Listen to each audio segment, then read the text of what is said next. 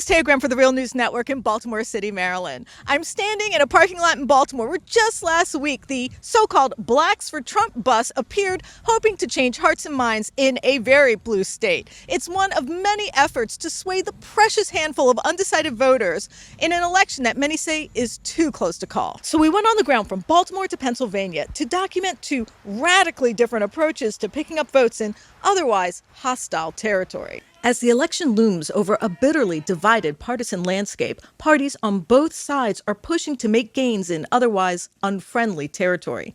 Last week, Black Republicans visited deep blue Baltimore City on a so-called More Money with Trump bus tour. While attendance was low, confidence was not. Baltimore is not an area that's going conservative. The media has asked, why are we here? We can take Baltimore. And with people like Kim Klacik, we will take Baltimore. Kimberly Klacik, candidate for the state's 2nd congressional district in Maryland, said her party was reaching out to Black voters. Her argument? Democrats take them for granted. What exactly are we seeing here? I'm not with her, the Black Voters for Trump. What is this bus? Yeah, so President Trump and, of course, VCF, they're all in town today. Visiting areas like here, Morgan State University, just letting these students know that there is an option. You don't have to vote for the leaning left, comma. You don't have to vote for this administration again. You can vote for change, which would be President Trump in this situation. Challenge them on he's a racist. What does that mean? Tell me, what do you mean? He's a misogynist.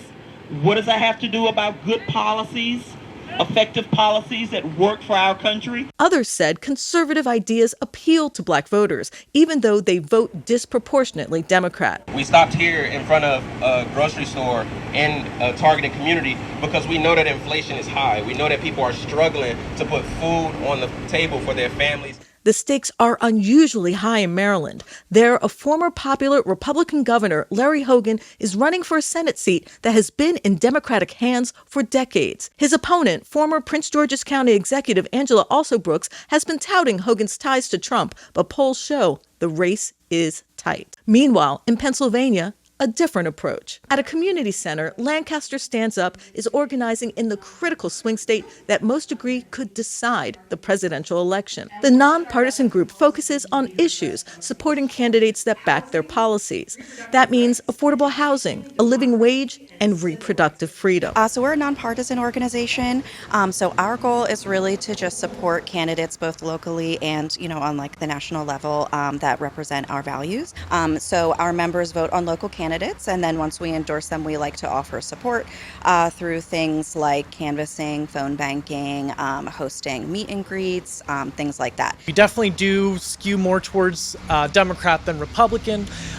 We tend to have a lot of problems with Republicans on labor rights and how they don't really support workers. So we are running IE phones for Harris and Walz because originally we weren't going to do anything when Biden was going to be this presidential candidate. But now that it's Harris, we feel like she's someone that we'll be able to organize with and potentially work with in D.C. Today, they were preparing people for door knocking, hoping that one-on-one encounters can change minds.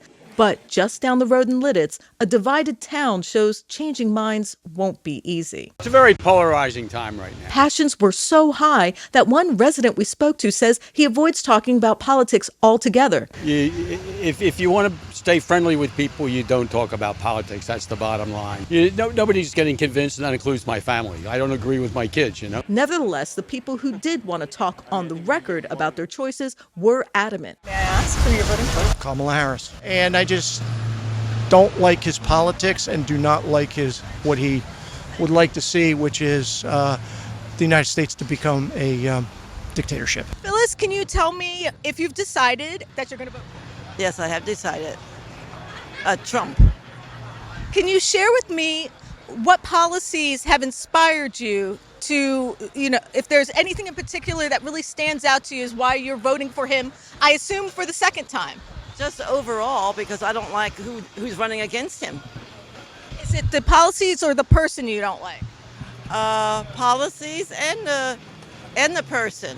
This is Taya Graham and Stephen Janis for the Real News Network, Election Coverage 2024.